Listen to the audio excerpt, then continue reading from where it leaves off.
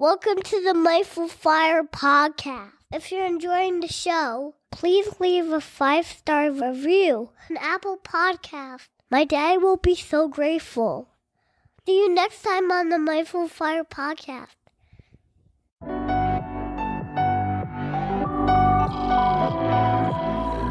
Welcome to the Mindful Fire podcast, a show about crafting a life you love and making work optional, using the tools of mindfulness, envisioning, and financial independence.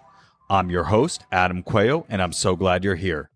Each episode of the Mindful Fire podcast explores these 3 tools through teachings, guided meditations, and inspiring interviews with people actually living them to craft a life they love. At its core, Mindful Fire is about creating more awareness and choice in your life. Mindfulness helps you develop self-awareness to know yourself better and what's most important to you by practicing a kind, curious awareness. Envisioning is all about choosing to think big about your life and putting the power of your predicting brain to work to create the life you dream of.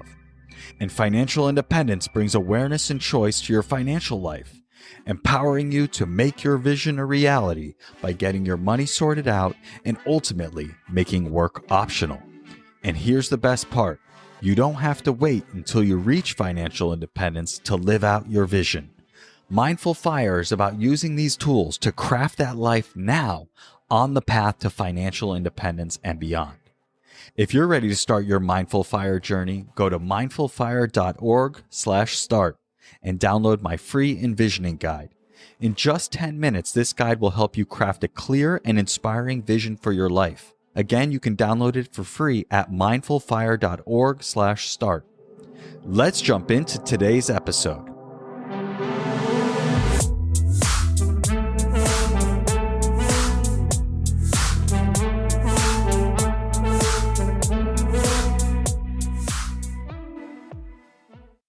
Carl, welcome to the Mindful Fire podcast. I'm so glad to have you here. Hey, Adam, thanks so much for having me on.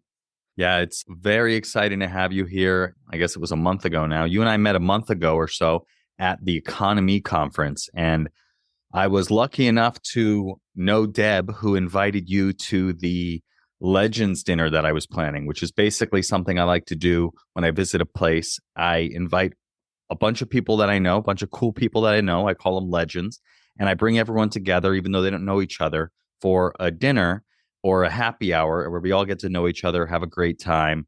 And so I was thrilled to have you join me at the Legends dinner with a bunch of other FI legends at this Economy Conference. So that was super fun. We got to sit right across from each other and chat about mindfulness. And now here you are on the Mindful Fire podcast. So thanks for being here. Yeah, that was super cool. I didn't expect to do a mile run after our dinner. I don't know if you heard that story, but yeah, I ran a mile to our next destination and it was quite unpleasant, but the dinner was awesome. Thank you so much for having me. Yeah, no, it was my pleasure. I'm remembering now because, it was a long walk, but you were there when we got there from driving. So yeah, I guess now that I'm putting it together, you did run that. Why did you run that? Yeah, so I actually walked to the dinner and, one of the neighborhoods we walked through looked a little suboptimal. I think we saw a drug deal go down in broad daylight.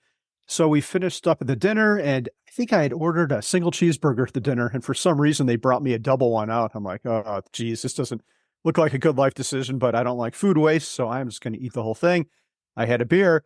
Then we got done eating, and one of our mutual friends, attendees, Allison, was like, I'm a runner. Let's run to the next place. Like, oh, no. Like, she's like, come on, let's do it. And then Amy Minkley, another friend, was like, oh, I'll do it with you too. Like, you know what?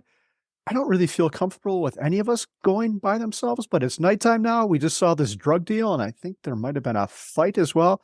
I don't want to let these two go back, so I agreed to run with him, and I did run the whole time, but when I say run, I mean it in the loosest of terms. I am not a fast runner, but it was an interesting experience. It was fine. It felt pretty good after it was done, but Adam, I don't like to run. I'm not a huge fan of running myself. I caught a ride with Carrie from the dinner. So that was a different route that I took. So Carl, I'd love to have you start by sharing with the audience a little bit about who you are, your journey, and what you're up to in the world. Oh man. So back at the end of 2012, I was a software developer, and I wasn't too happy with my job. It could be very stressful. The work wasn't fun. It was for a medical device. Software people tend to like the code, and I wrote very little code. I wrote lots and lots and lots of documentation and dealt with the FDA, and it was quite tedious and miserable. One day I Googled, how do I retire early? I stumbled across Mr. Money Mustache, and the first thing I thought of when I saw his blog, like, oh, wow, this is some kind of like elaborate scam. What if I come across, I can't figure out what this guy is trying to sell, but this person is saying he retired at 31. And in my own life, I never knew anyone who retired before a conventional age, like 65. I think I had someone who actually died at work. So I'm like, this is garbage. But then I gave it a chance. I was pretty desperate at the time. I really did not like my job. And I think I came across his post on the 4% rule. I'm like, wow, this is just a simple math problem. It's not even that difficult. Fortunately, I was already a saver. So while we didn't have enough to retire, it wouldn't take me that much longer. I thought about 4 more years or 1,500 days to accomplish my goal, which is pretty silly. You never know how the stock market is going to perform, but I just made an assumption like it's going to return 10% or something like that. And it turned out it returned a lot better than 10%. So I was able to retire a year early than I thought I'd be able to, even though I didn't. I was too chicken, so I stayed at my job for another year. But yeah, I quit in April of 2017. So I'm almost 7 years into it at this point. And yeah, I didn't know what my life was going to look like. I wouldn't recommend anyone do it how I did it for many reasons. But one of those reasons is I was running away from something. So what was going to happen after I accomplished this goal? You always hear the story about the dog that catches the car. The dog's like, now what? I didn't think this was going to happen. And that was kind of me. Hey, look, I can quit. And I did. Now what the heck do I do with my life? And eventually I figured it out. I think it's taken me a long time to catch my groove, but I feel like I'm in a pretty good place. Now, funny enough, I'm still not completely where I want to be. I'm still catching up to life. I'm sitting in one of our live and flips. We made our money fixing up houses. And right before I talked to you, I was digging holes in my backyard to put a new fence in. At this point in life, I'm done with home remodeling, but I have to finish this house up because I'm already committed to it. And it is 95% done. So what else could I answer for you, Adam? Well, I appreciate you kind of given that color. And I think, yeah, one of the things I hear so often from people on the path to FI or even having reached FI is the now what, right? Like I knew the math, I did the work and I got there, but I think so many people don't really know what they want when they get there. And it sounds like that was your experience to some degree. And I think what you said is a huge point as well. It's like you were running away from a job you didn't like, but not necessarily running towards anything. And so are there any lessons that you learned in going through that other people can take away? Oh, there's 2 that really stand out. The first one is I thought I would quit work and then like the next day there'd be rainbows and unicorns in the sky. It would rain beer and life would just be this amazing thing.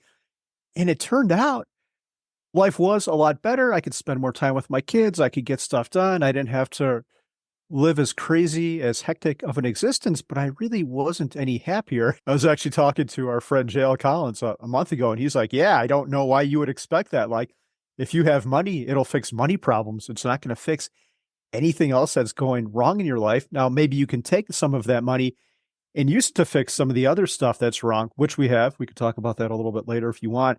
But you're not all of a sudden going to be, your life isn't going to go to 11. That was a Spinal Tap reference. Just because you quit work, the problems that you had before are still going to be there. And there might be new ones because all of a sudden you've got a lot of time to think that 40 hours or 50 hours you spent at work are yours now. And stuff might surface that you didn't expect. So that's number one. And again, that's FI isn't necessarily going to make you happier. But the number 2 part is build a life you really love while you're still at work. There's no reason why you can't start working on you and your life before you quit.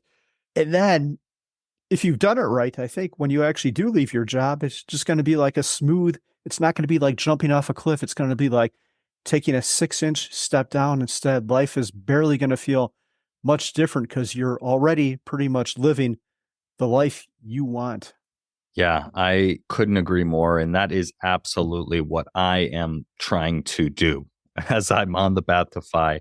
I'm trying to get clear on the life that I want to live and then start trying it on now, start living it now. The podcast is a huge aspect of that. I started the podcast thinking, oh, I want to be a mindfulness teacher. Turns out that's not exactly what I want, right? I want it to be a component of my life, component of what I teach and share, but not the whole thing, right? And so I wouldn't have known that if I had waited until I reached financial independence and then quit to be a mindfulness teacher. I'd probably be pretty miserable if I didn't take that initiative and start trying to figure that out while I'm on the path. So I think there's a lot to be said for, getting clear on what you think you want and then starting to try things with mini experiments, something that I teach and something that the Donegans were talking about at Economy, figuring out what you're running towards and then creating mini experiments to try that out. I think it's very approachable. I love the mini experiment stuff in that you're already figuring it out before you're already there. Like how cool is that?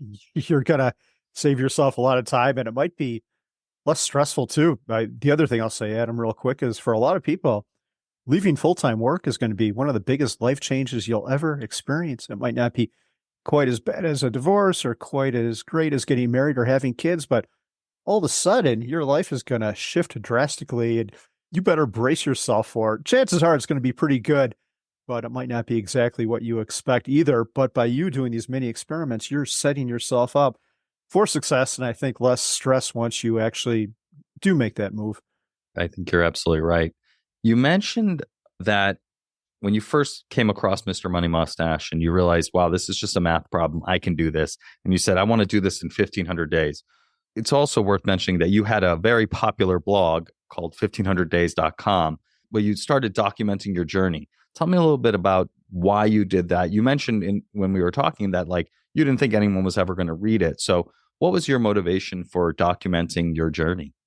Oh man, so there was a couple of reasons. The most important one, and what you alluded to, is I never thought anyone was going to read it, and I didn't care. But Adam, I find writing so therapeutic, and I don't know if you do much writing or what your version of personal therapy is, but a lot of times I'll have like a little seed for an idea in my brain. I'll start writing, and then I get into this flow state, and I'm done 2 hours later, and I've arrived at a completely different place, a completely different thought in my mind.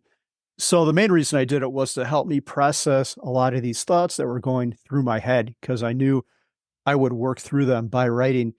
The other reason I wrote it is I've always put my net worth on there, which is a little bit strange. I've never liked how taboo money is in our society. Like, no one talks about how much they make at work or their net worth or anything like that. And I think that's really, really sad, because we place money on this huge pedestal in Western culture. Like, we see these articles like the 10 billionaires under 30 or the richest guy in the world, like Elon Musk just passed up Mark Zuckerberg again. And we just worship money and those who have it.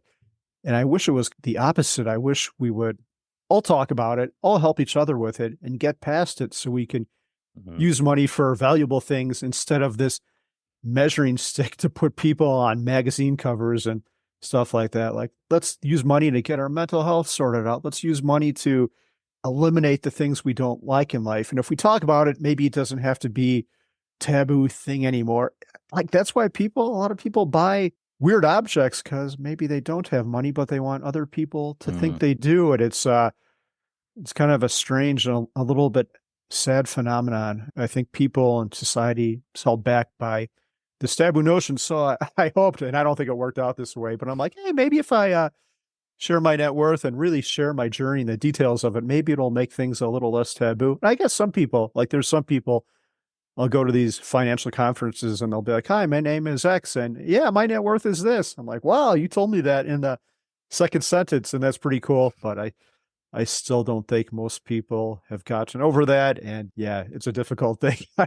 What do you think about all this, Adam? Do people ever ask you about money, or have you ever had opportunities to help people in your life? Because I'll back up to say something else real quick, Adam. When I started the blog, I was completely anonymous. I'm like, oh man, I don't really want to be associated with this since I do share my income. And then, due to a strange circumstance, the world found out who I was, and I wasn't anonymous anymore. And all our friends found out one morning, and I'm like, oh crap. And I thought it would be a great opportunity. Like, hey, now my friends know about us. They know we're doing all right. maybe they'll ask us for help and this is an opportunity or an opening. And it wasn't. No one gave a shit. Some of them were surprised. Sorry, I don't know if I was supposed to swear. It's all good, man. All good. Okay, feel free to bleep me. Some people were surprised by the amount, but no one's like, hey, do you mind could you take a look at our finances or give us some tips or let us know what we should do? That might have happened a couple of times, but I don't think anyone took the Not advice. too much. But yeah, many more people asked me if they could have some of the money. That was the common result. How about you, Adam? Have you ever had opportunities to assist people? I'm curious to how to get through. I agree that it is very taboo, and I'm not super forthcoming with like the specifics. And part of that's like my wife is a little bit more reserved and not, as into talking about money and all these things, more in line with the norm of society, I'd say. I am more okay with it, but just like don't go into the details too much. But yeah, I think because I'm like always like an advocate for the FIRE movement, as you can imagine, once I found out, like, wait a second, this is very possible, right? For me, it was like the 4% rule was like a revelation, because it was like, wait a second, I thought it was like 10 million, 5 million, infinity that I needed to retire. But once you actually do the math, you're like, wait a second, like if my life costs 100,000, I need 2.5 million. And that's a lot of money, but it's not 10 million. It's not infinity. And so it makes it a lot more realistic. So like, I'll tell anyone who will listen, like, yo, like you, like, especially like where I work at Google, like these are high earning people with everything set up for them to be able to save and invest in a optimized way. And so I'm like, yo, you got to be taking advantage of the post-tax 401k and this and that. And so people do come and ask me for advice and how to do it and things like that. But still, I would say it's like it's very small portion, but I force myself into those scenarios sometimes by talking about it. One other really quick question for you. I'm curious to hear Sure. about your experience at Google. I was talking to someone else who's in tech, and he's like, yeah, I think a lot of us in tech have a much higher propensity for FI. We hear about this and I don't want to sound elitist or anything like that, but maybe and this guy was actually a high functioning autistic. He's like, a lot of us think a lot about numbers a lot more. So I think when we hear this, it makes perfect sense to us, and it's obvious that it is the right thing to do. What do you think about that? Maybe do you think more people are like that at Google or in big tech? From my perspective, a lot of people, especially early on in the FIRE movement, and even probably still, are in the tech world because it's easier to do if you're making a high salary. And a lot of people in the tech industry are engineers and otherwise, and making a good salary and getting good stock and have access to these things. So they're able to do it. People at Google tend to be optimizers, right? They're always very into numbers and engineering and things like that. They're always just trying to optimize things to get the most out of something. And so this is a problem that you can understand and optimize to the nth degree. And the prize at the end is pretty damn good. It's freedom, right? Like it's the ability to do anything that you want. So I think that's the way that a bunch of people go. But then there's another kind of group that they use their high salary to have a baller lifestyle, right? In California, like they're going and buying a $2 million house. A $2 million house in California is just a normal house at this point. And so the lifestyle costs a lot, but some people get a nice house and a nice car. They'll get the Tesla, and maybe they'll get a Tahoe house if they're doing really well. And that's fine. But for me, I don't value that as much, right? Certainly not the ongoing expenses of it. I optimize more towards freedom and options rather than like status and like comforts. This kind of came up for me in a big way during the layoffs, right? Which happened last January and this January in 2024 as well. I just saw these people that, yeah, maybe they're making $500,000, $600,000. I don't know, a ton of money, right? Some of these engineers or like directors at these tech companies, and then their job gets eliminated in the middle of the night, and now they are screwed. It doesn't matter how much money you make. If your expenses are high, you're putting yourself in a bad situation. And so I thought of myself, I'm like, lay me off. I'm fine. Like, I'm not worried about it. Knowing that I have the money in the bank and that like I'm fine either way, whether I get laid off or not, is worth everything. It's really valuable. So long answer to a simple question, but I think that it could go both ways. Yeah. I'll just say, if you do buy the Tahoe house, which I encourage you to do, you should invite all your friends and podcast guests over there. So I'd be completely supportive of that decision. I'm looking for a friend that has a Tahoe house. Actually, I do have a friend that has Tahoe. They moved up there during the pandemic. But yeah, that's something we used to do. That's awesome. Is like rent a house for the season and just like hang out up there and leave your stuff up there. Oh, it's the best. Ooh, and that's a good point, Adam. It might be better it's like a pickup truck. It's always better to know a friend with one than having to own one yourself, because most of the time you're not going to be hauling anything in that big bed. But if you know someone with the Tahoe house or the pickup truck, you've got or a boat. Yeah. Boat, boats. We're always looking for someone with the boat when we were living in the Bay. That's another level if you have a boat in the Bay Area. One of the things you also mentioned there, Carl, is that money can help us solve money problems, but it can't help us solve all the other areas of our life. And so I know this is something you've been thinking about a lot recently, about just the fact that money is only one aspect of our life. And we tend to, especially people in the FIRE movement, tend to think that it's going to solve all or a lot of our problems. So I'd love to hear your experience and how you've been thinking about this idea of money is only one thing in life. Yeah, so I was very binary about my pursuit of financial independence. I put money on this huge pedestal, and I thought as soon as I got to my number, everything would be great. We had done live and flips before, and when I discovered Mr. Money Mustache that day, we had actually bought like kind of our first nice house that didn't need any work. Right after I discovered that, we sold it. I think like a week later, we put the house on the market and moved to a house that needed a lot of work to continue the live and flipping. So I would work at my real job for like 40 or 50 hours a week, do this live and flip for like 40 or 50 hours a week. And then I had 2 young kids at the same time. And for some reason, my kids, when they were younger, had this habit of waking up like at 5 in the morning. And oh man, it's giving me PTSD just thinking about all this. I wanted to be a good father and spend time with them. And I wanted to be up with them when they got up. So I would like wake up at 4 in the morning and try to find quiet tasks to do, because you can't make noise early. I don't want to wake up the neighborhood or my family, and start working, like get an hour and a half in and do some more work after they go to bed. So man, there was a lot of times I was still up at like 11. Oh, and I was working on the blog too, which I would do like 3 posts a week. So I would go to bed like at 11 or midnight and wake up like at 4 or 5 and start working. I probably took some years off my life in this quixotic pursuit of financial independence.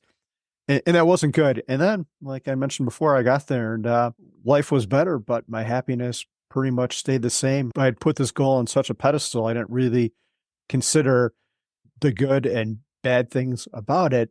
So that was a pretty silly way to go about financial independence, and I would never recommend anyone do the same thing. So based on that, I get your original question, Adam. Before we get into that, I just for those listening who might not be familiar with what a live and flip is, can you just kind of explain what it is and why it's beneficial to building wealth? Oh, geez. So it's really good and really bad. So we would buy a house and we would live in the house and fix it up at the same time. The really good thing about this is if you're single, $250,000 in capital gains, you don't have to pay taxes on. If you're married, $500,000. So we would buy these houses, and I think we've done 8 of them so far. I'm sitting in number 8 right now. We would buy these houses, fix them up, live in them for 2 years, and then sell them and maybe pocket $100,000, $200,000 in completely tax-free capital gains. Now, the big downside of this is you are living in a construction zone. So if I remember one point, Mindy had just done the laundry. She's got a laundry basket full of clean clothes, and I was doing drywall work, which is extremely messy. And there was like a layer of drywall dust on top of this basket of clothes. And she just started crying. And I'm like, oh, is all this worth it? But we kept on doing it even after that. But so it's really good financially. If you do the strategy, do it before you have children, and do it with a spouse who's going to be able to put up with a lot of chaos in life, and get your tetanus shot either. I've had a couple over the past 15 years. Yeah, that sounds intense. I'm curious why you're still doing it. I'm still doing it because we bought the last one in 2019, and it's still not done yet. 2 reasons for that. One was COVID happened. The kids got sent home, and I became a homeschool teacher, which was very unpleasant experience because I'm not a good teacher. And we had some scope creep. We ended up doing a little bit more work on the house than we originally intended. It's like 95% done. I'm looking around because I'm sitting in the basement now, but it's still not quite done. So this is an artifact from 2019. But Adam, if we talk in a year and I tell you I bought another one, like kick me in my painful boy bits, because that would be a big life mistake. And I swear I'm not going to do it again. It was really good financially, but not so good for my life. I need time more than money at this point in life. Yeah, I could see that. So that brings us back to this idea of money as a goal in and of itself is not going to lead you to happiness. You mentioned before we started recording that people tend to overvalue money as a goal to the detriment, and at the same time ignore other areas of life that might have a higher correlation with happiness. So let me know. I would love to hear your thoughts on this topic. Oh, yeah. Oh, Adam, thanks so much for bringing this up. What is the main goal of financial independence? It's not to have $10 million in a bank account or to get to some silly number. The main goal is to be happy and live your most optimal, well-executed, purposeful, meaningful existence, whatever that means to you. And that's the hard part. I have no idea what's going to light you up.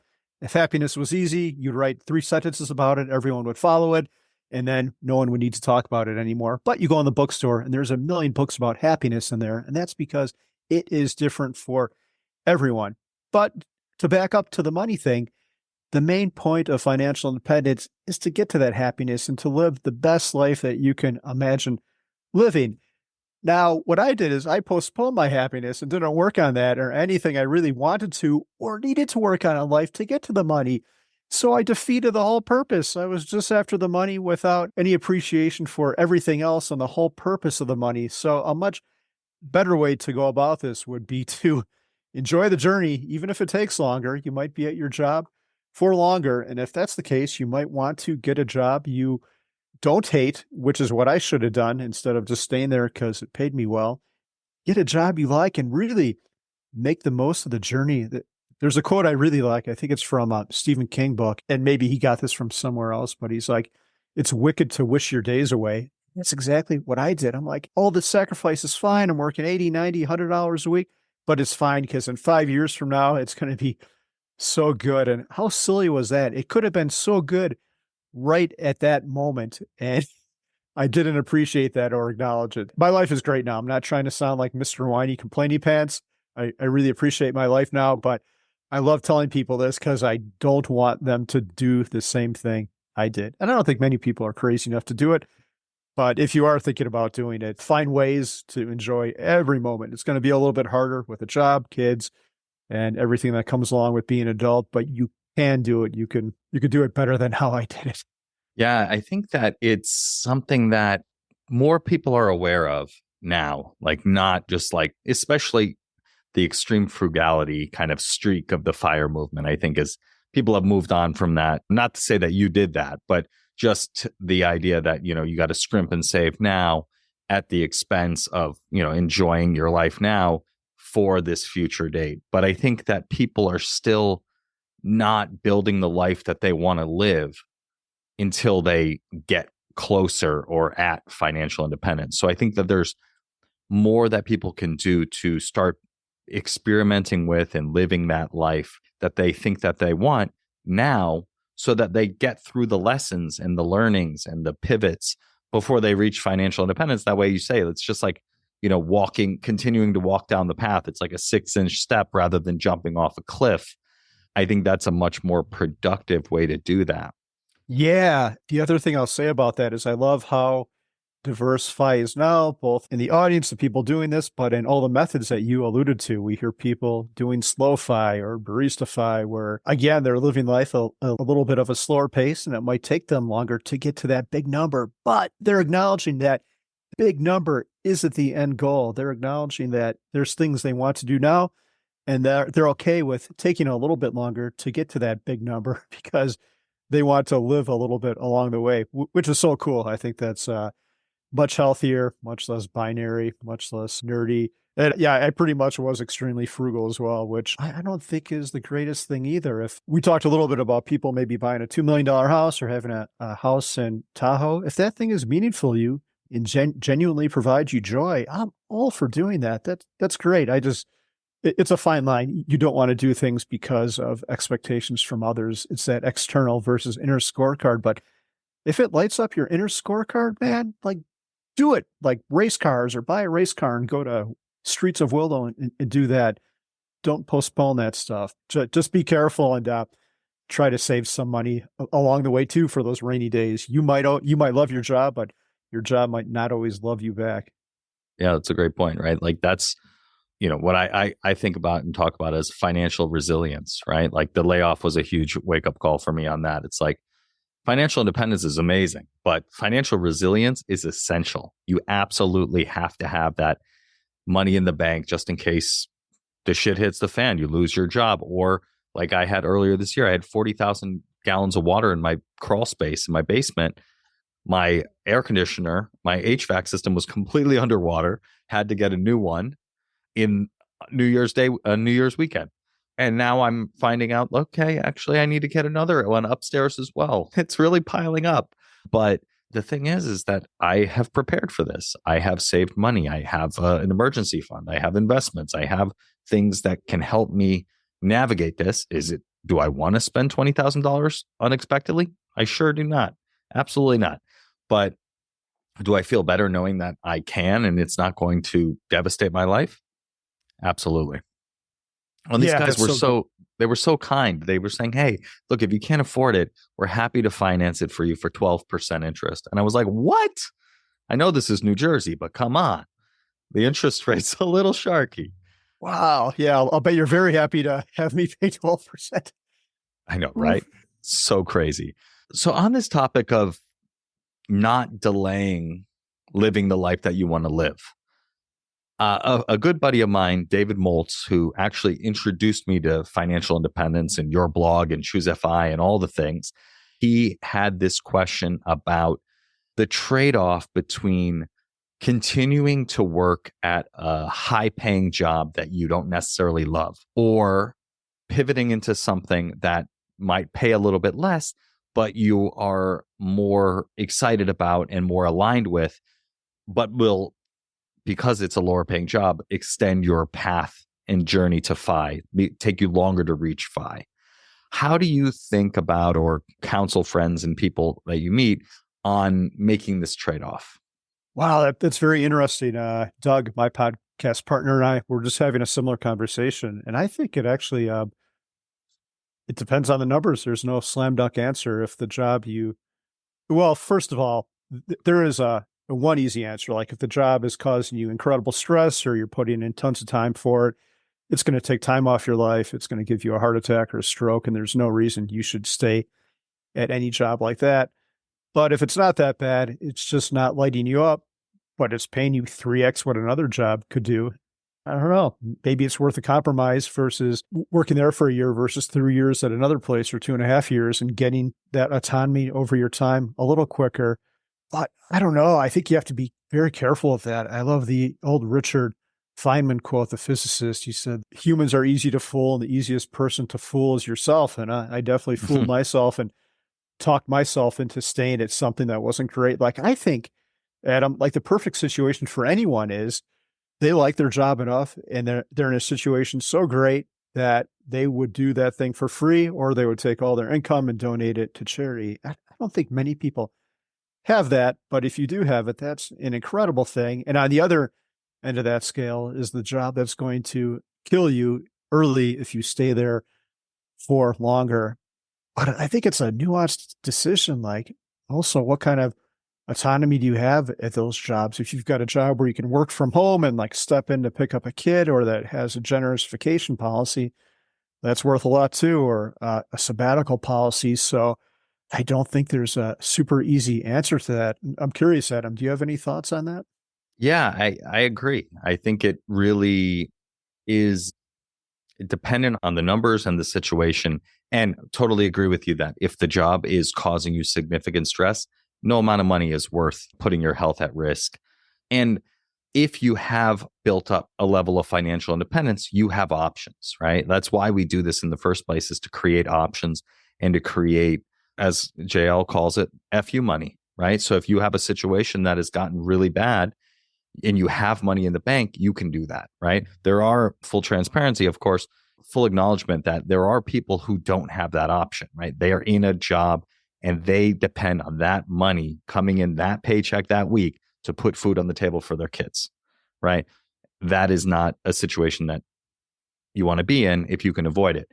If you are fortunate enough to have saved some money and have that financial runway where you can go 3-6 months and find another job, getting yourself out of that very toxic situation is probably going to be a good move.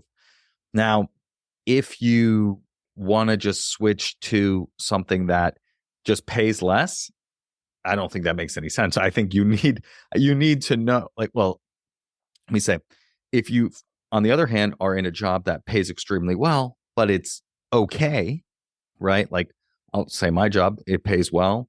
It's not my life's work, but it has aspects that I can build things that I care about. It still makes sense for me to keep doing that, right? I wouldn't switch from that to something that just pays less, but doesn't give me anything else, right? And so I wouldn't necessarily advise this friend of mine to switch to a job that just pays less and then extends your path to FI. That doesn't seem to make sense. But now, if it's something that is what you want to be doing when you're FI, right? If you're running towards something that, let's say David loves games, right? If he had an opportunity to go work at a game design company or a game design experience company, something like that, where he would do that for free, like you said, or he wants to do that a significant amount of time in his post-FI life, maybe it's worth it, right? Maybe if the job that you're in now is starting to get more intense and you're not enjoying it, but you'd enjoy this thing. Yeah, if it takes you a little bit longer to get to your FI number, that's fine, because it doesn't really matter. You'd be doing that anyways if you were already FI. And so I think for me, that's why getting crystal clear on what you want your post-FI life to look like, what you envision for yourself, as I call it, your big vision for your life, getting clear on that is the first step. And then seeing, can I do that now with this high-paying job? Or can I go and move into a role that will still allow me to pay my life expenses, save for financial independence, save for traditional retirement, but actually start doing that thing that I love now? That's a different story. Yeah. And that thing that you love to do now, there's a lot of people who quit their jobs. And I think this is maybe not rare, but unusual. They end up making more money, if that's what's important to you, and being more successful at whatever they're doing after their job than they ever did at their job. Like Mr. Money Mustache is a clear example of that, but there's lots of other people who have gone on and that they're doing really well, and they're putting in much less time, but are doing what they want to do. Like, it's powerful, Adam. If you're doing what you want to do, like for Dave, if he likes to design games or whatever, if you're doing what you really love to do in life, you're probably going to do a pretty good job at it because it's your passion. And then from that, it's not a big step that maybe someone's going to want to pay you to do that thing. And you have to tread very carefully there. You don't want to work yourself into another career if that's not what you want. But it is a pretty interesting side effect that I see a lot in the financial independence community. And one thing that I'll say also is that, what rule is there that the thing that you want to move towards has to pay less? Like, there's no reason that you can't do the thing that you want and still make the same or more money, right? It may take some time, right? Like, my personal reason for pursuing financial independence is I've always wanted to be an entrepreneur. I am an entrepreneur in a lot of ways, and I would love to pursue entrepreneurship full time.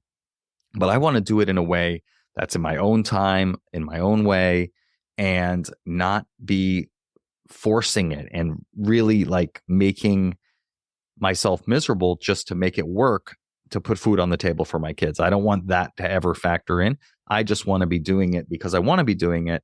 And so that's why I'm pursuing financial independence. So, but I fully expect that once I transition out of Google into this entrepreneurship, it may take some time. I'm building it now. So hopefully it will continue to, I'll be able to earn as much, if not more, than my current corporate job.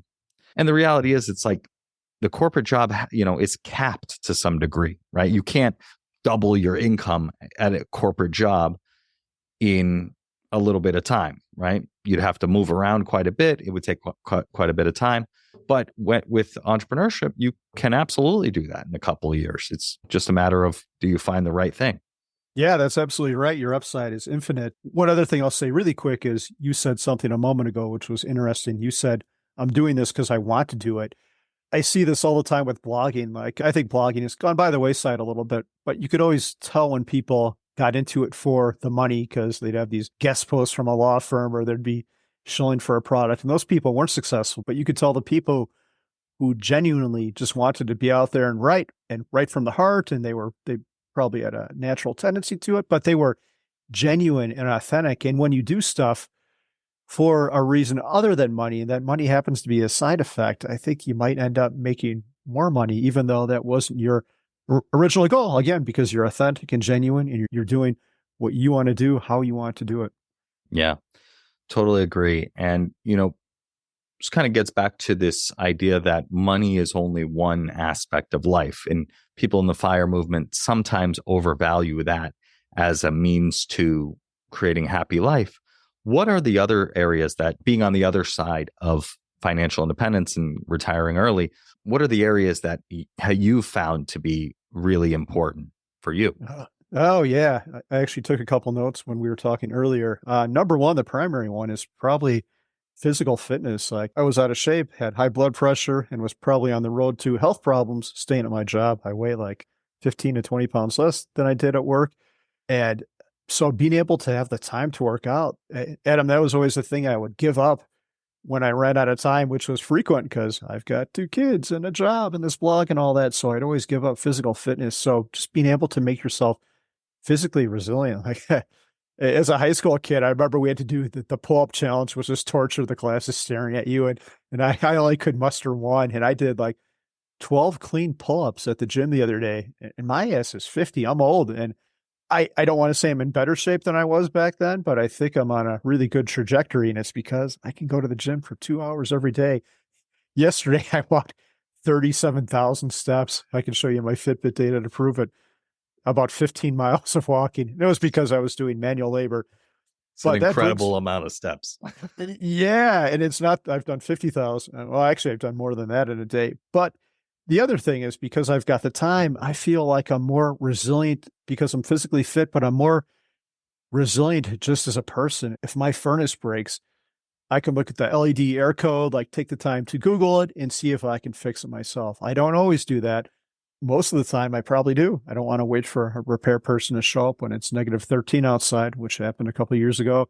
I can fix things myself. I can figure out problems because I've got the time to do that. And I've got YouTube, which is like the best thing ever for all these projects. So I'm more physically resilient as a person and just more life resilient, all because of the money gave me the time and autonomy to figure this stuff out. Very cool. Are there any other areas that you've found to be really important that people on the path should be building up now? Physical fitness is one. Yeah, of course, the mental health aspect, which is probably more important than anything else. If you've got issues, they're not going to go away just because you accumulated the money, but maybe you have the time to deal with them. When I met you last time at Economy, I hadn't gone to Hoffman yet, but I've been there since, and it was great. I took a week for this, I don't know, is it a CBT, cognitive behavioral therapy retreat? And it was super intense, but I feel like I'm a much better example of myself because I went to it.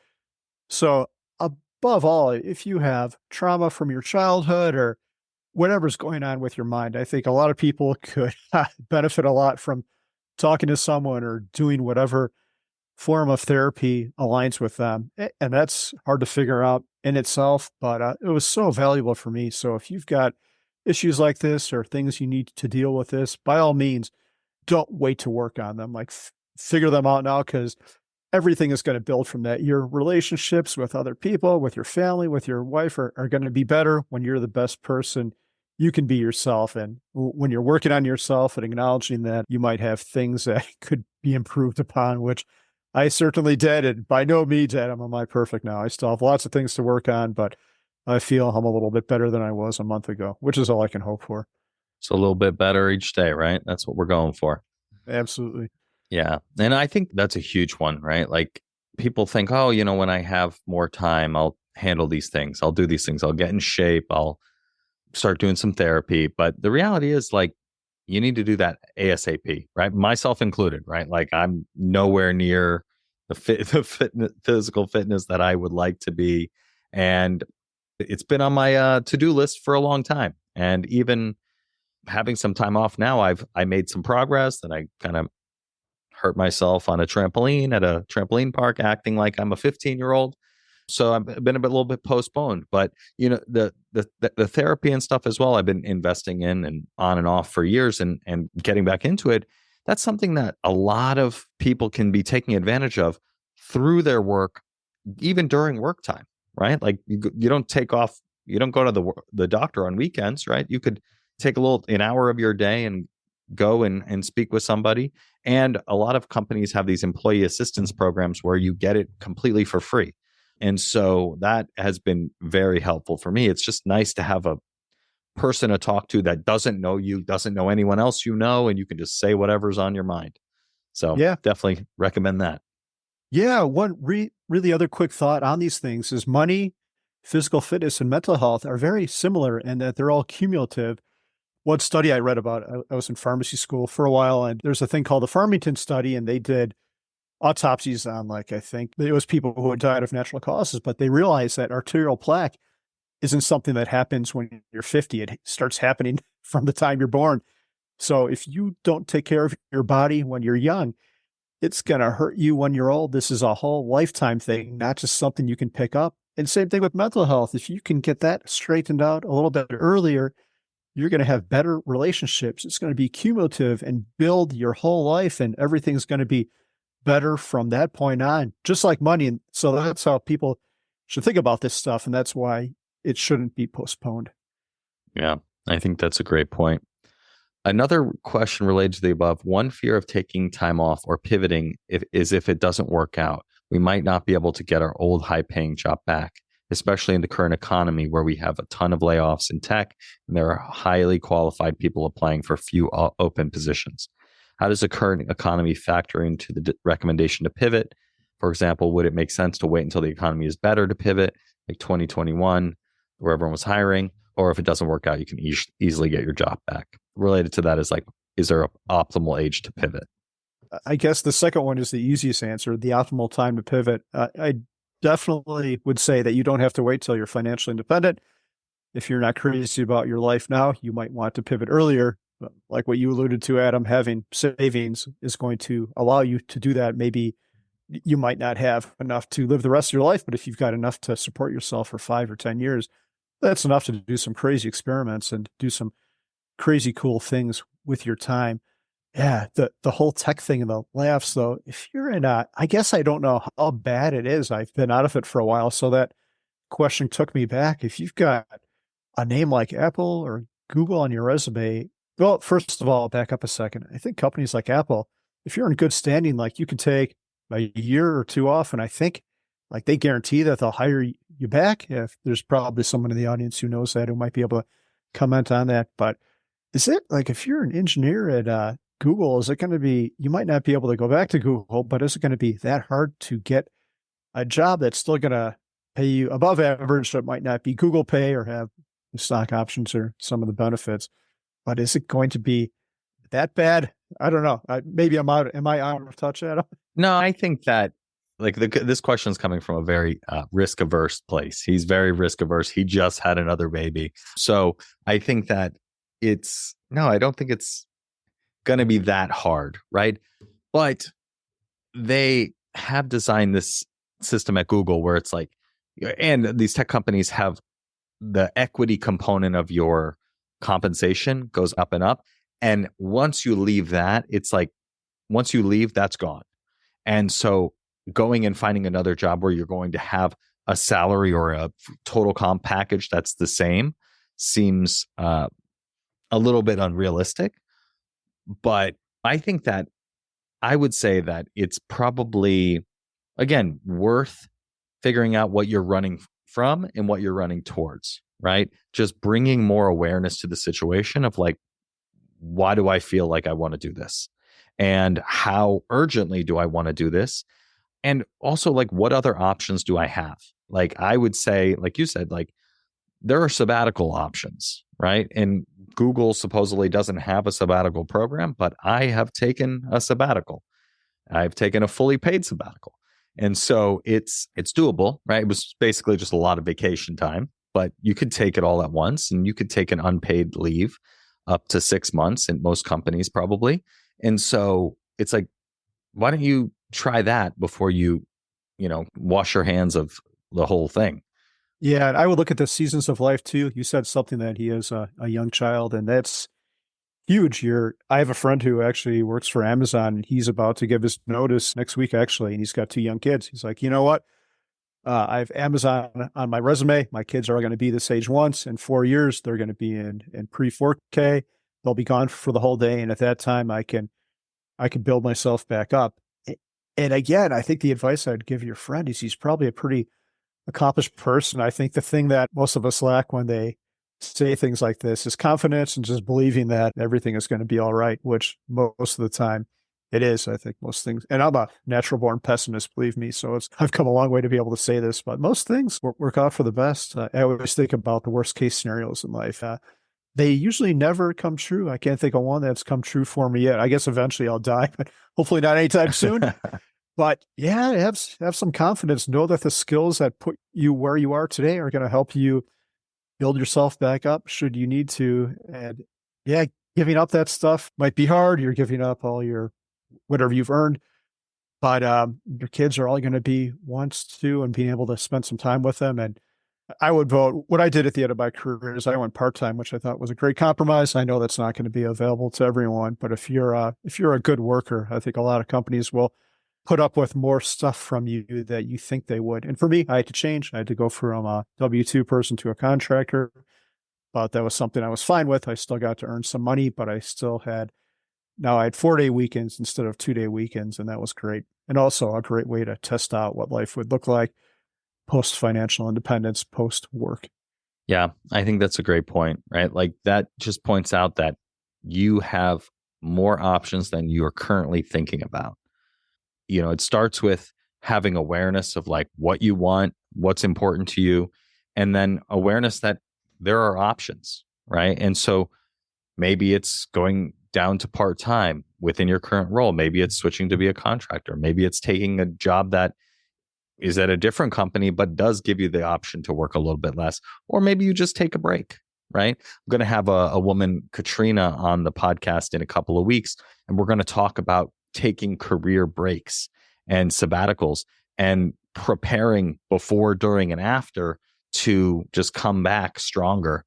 And, when I was chatting with her, just not on the podcast, just having a chat with her, she's telling me that people are always so afraid of coming back from this time off, thinking that like, oh no, like I have this gap in my resume, like in America, like having a gap on your resume is like, a scarlet letter. It's like, no, it's life. And like, especially if you built financial independence, like you're good either way. And so if it takes a little bit longer to find that job, that's fine. But you have skills, you have a resume that you've built up over years, especially if you're working for a big tech company or whatever, like that's a recognizable brand. You're going to be able to get a job. And it's just a matter of having the clarity on like why you're doing it and then actually going and doing that thing that you think you want to do. Yeah. And I would say my last piece of advice around this, Adam, would be err on the side of being a little bit dangerous and being a little bit scared. And the reason I say this is like I'm in Longmont, Mr. Money Mustache land. There's lots of early retirees here. And I know they're out there, but I've never personally met anyone who has left their job and has gone back because they're bored or they don't like their life. Almost everyone loves what life looks like afterwards. Like my life looks drastically different now than I ever thought it would 7 years ago, but it's better.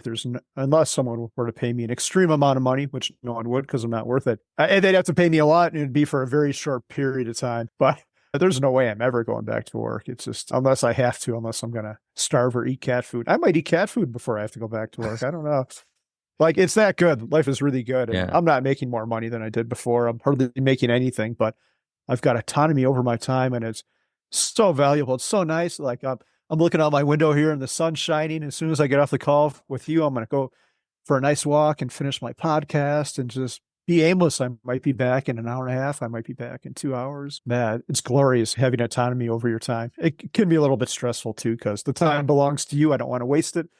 If people's paying me, hey, I can surf the internet and look at Twitter for an hour, but I don't want to do that when the time belongs to me. That's a good point. Yeah, I was curious. Like, tell me a little bit about what does life look like for you now that you're 7 years in, and how has that shifted over time? Like, maybe when you walk me through, like when you first left work, like what did it look like, and how has that changed over the last 7 years? Yeah. So when I first left, we were still working on a house remodel. We were winding that down, so that consumed my time. And now I'm still working on a different one, so that consumes a little bit of my time. But now I'm in a much better state. So now when I wake up, we spend time with the kids. I'd be present with them. I'm not on the computer. I stand out there waiting for, we ride share with neighbors. So I stand out there with my child, wait for them to come pick her up. I give her a hug. She goes off to school. Often, if she has a school activity, I'll volunteer for it, or I have lunch with her about twice a month. I'll just pick her up from school. We'll pick a place and have lunch. But my basic routine is to work out for probably the first 2 hours of every morning. I don't eat. I'll go to the gym or take a walk down to a co-working space that I own and do squats there. So that's the first 2 hours. That takes me till about 10. From like 10 to 1, I'll be doing some kind of work, like on the podcast that I have, or working on the house, or doing some other task. Today, we went to the branch place to drop off a bunch of branches. Man, my Fi life doesn't sound too glamorous. We were at the trash recycling place. Usually it's not like that. And then we pick the kids up at 2:30 and spend time with them. Like, I have a rollerblading date with my younger kid this afternoon, and we're going to do some math homework. She's got a concert tomorrow. I actually, a funny story, Adam, I didn't get banned, but as soon as I left work, I'm like, I'm going to volunteer for every single thing at my kid's school. The school sent me an email. They're like, we appreciate this, but there's other parents who want to volunteer to it.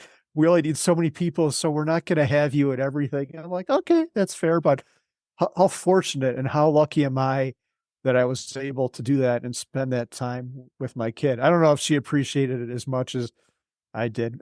Maybe she will someday, but I sure as hell appreciated it.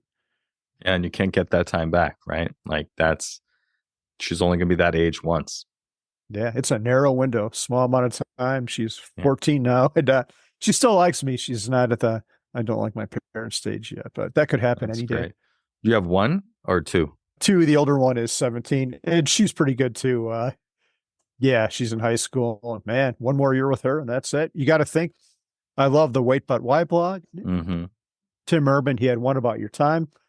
But he said, for most people, after your kids are 18 and they move out, you've spent 95% of the time you'll ever spend with them. And I think that's more true now than ever, because people move. A lot of families fly apart just for jobs, not for any bad reason. But like my kids, oh, I'm sick of Colorado. I want to go live in California or like Chicago. I'm like, well, it makes me a little sad. I wish you wanted to be close to us, but I support your dreams, whatever you want to do after school. I think that 95% is super important to keep in the back of your mind. I think it might inform and tweak some of your decisions, especially when they're young. And let me tell you, those that 95% 0 to 18, all the quality in there isn't the same. I think when they're younger is probably a little bit higher quality than when they become older and have a little bit more angst and sometimes lock themselves in their room for an hour or two and claim the world is against them and start wearing black clothes.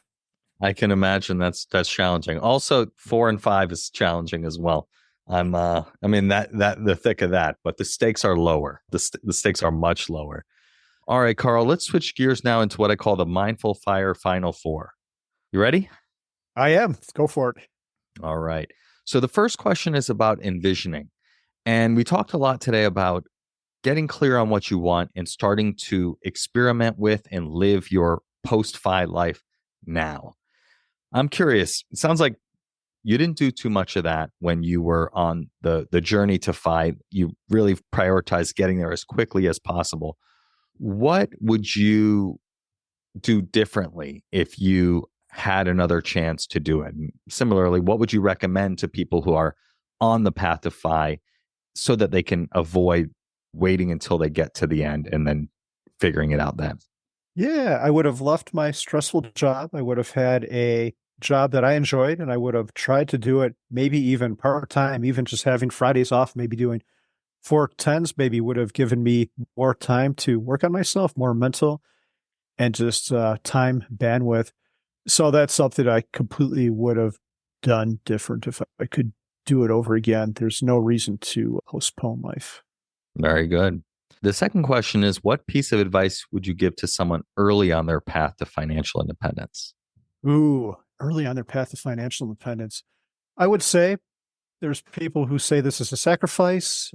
I didn't think it was because I was a frugal person and not a big spender. And like you, Adam, the autonomy and financial security was super important to me. But let's say you aren't like me and you think that's true. You see your friends buying X car and you want that car too, but you think this whole financial thing is going to compromise that. If you think that way, make financial independence like a 3 or 4 year part of your life. Make it a compromise for that amount of time, max out your 401k, whatever you can do to save while you're super young. Maybe do what I did, a live and flip, which is a great way, and just get that ball rolling. And then after that time, after you've got a good starter there, the money's going to take care of itself eventually. It's going to do its own thing. Then you can have the thing, but just sacrifice for a little bit just to get that ball rolling, get that safety net there. It's going to be a safety net initially because it's not going to be that huge, but give it 20 or 30 years of compound interest. It's going to blow up and be enough for you to retire on. So yeah, save hard, but you don't have to do it forever or for 2 decades like I did. Very good. Now, the third question is, what piece of advice would you give to someone getting started with meditation and or mindfulness? Ooh, that's a good one. And I am by no means an expert on this, but we live in a very distracted society. I just spent a week without my phone, which was prior to that. From the time I got my first iPhone, which was a 3GS a long, long time ago. God, that was probably around 2010. I never gone without 24 hours without my phone. And most people don't have the joy of having a undistracted mind, but just taking a quiet walk around the neighborhood without a phone, maybe just with a pad of paper and a pen to take notes on.